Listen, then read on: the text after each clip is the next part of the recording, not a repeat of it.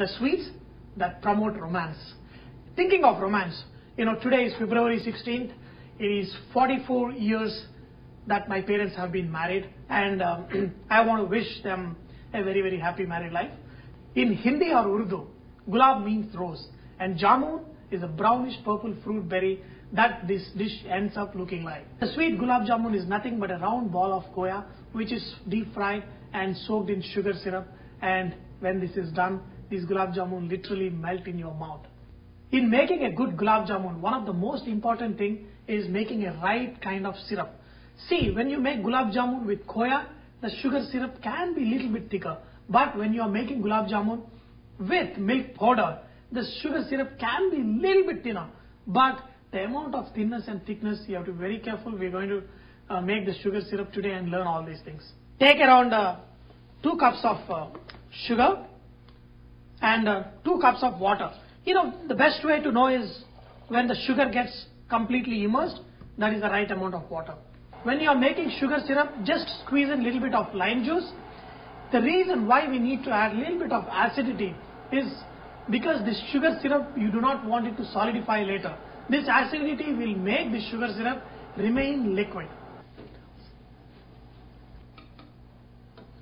To make these gulab jamuns, we are going to use dry milk, that is the milk powder.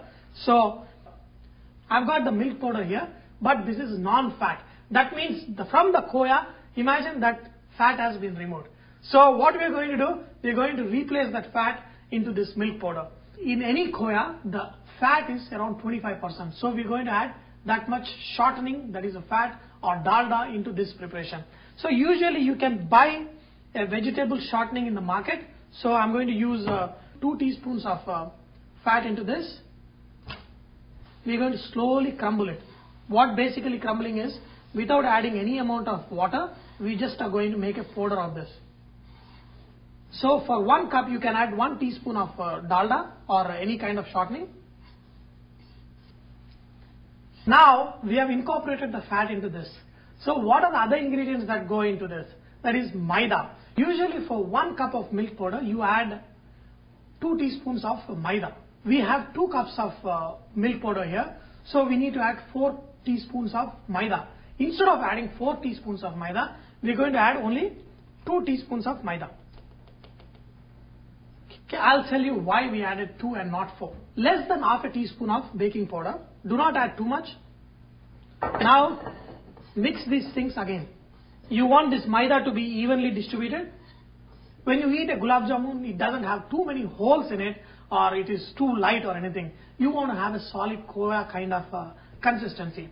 So what we did, we reduced half the amount of maida, and to kind of give that khoya kind of texture, what we're going to add is suji.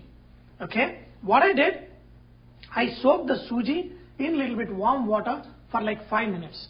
Drain away any excess water that is there. But remember one thing, you have to be very careful in adding. Remove all the moisture and add it, and very slowly mix it. Okay? It has to be evenly distributed. Same thing, we are going to make nice crumbles out of it. See, the reason why I am mixing like this is I want the suji to totally disappear into this mixture, and I do not want the suji to remain as solids anywhere. Now this mixture is all ready to make into gulab jamun, but now we are not going to knead this dough. For the gulab jamun mixture, you never have to knead the dough. All you have to do is add a little bit milk and slightly mix it and leave it for 5-10 minutes.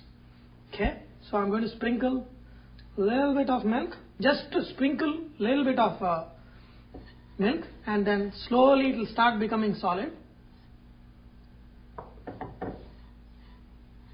See how it is becoming like khoya crumbled. Now slowly it will become into a nice ball. Now look at this. This is not become like a dough. A dough expands. This is not expanding. It is breaking into small pieces very easily. So that is the right consistency for making gulab jamun. Okay, if you have ever seen a khoya ball, it will just look like this, and it is very nice soft. Just take a cloth or something and just cover this dough for a few minutes. And in your sugar syrup, add a little bit of rose water, that is flavoring that goes for a gulab jamun. Add a little bit of rose water. After you rest it for like around 10 minutes, just divide into small balls. You should be able to just break it. Okay. If the amount of moisture is too much, it will stick to your hands, and if it is the right quantity, it will not stick to your hands at all. See how to get a smooth texture. That is, take this dough in the hand, press it, and then squeeze it a little bit, and then release it slowly, and then you will have a very smooth round ball. Okay. So I'll show you once again. Just put it in your hand, squeeze it, and then press it and rub, and then just slowly release it slowly. Now these things are ready, so let's fry these jamuns. Now the most important thing, that is frying the gulab jamuns.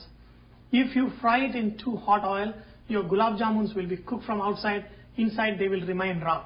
So I'm going to show you most simplest and easiest way how to fry these gulab jamuns, and you will not go wrong if you follow my instructions very clearly. Okay, how to know if the oil is hot enough? Just take a small piece, put it inside. See, now you can see it is not bubbling right away. It is going and settling at the bottom, and you're getting small bubbles. In fact, this is hot than what I need. So I'm going to reduce the flame even more. And another way of reducing the heat is just add little bit cold oil. Okay. Now if you see, there is a small dough I put. It is taking time to float up. Okay, it is not floating right away up. That is the right temperature that you need to fry gulab jamuns. What you have to do for frying gulab jamun is take a wooden spoon and rotate the oil. I am rotating this oil because when I add these jamuns inside, these jamuns will nicely rotate and get nice color. So I'm just going to add one. This is a very good temperature for the frying the gulab jamun, so I'm going to add more. Okay, at the same time I'm going to keep this oil rotating. These gulab jamuns will float on the top only when they become nicely swollen. Just keep rotating this oil a little bit. Okay, without touching the gulab jamun. If you touch the gulab jamun, you may crack them open. See, once they float on top, you can just adjust the temperature a little bit more.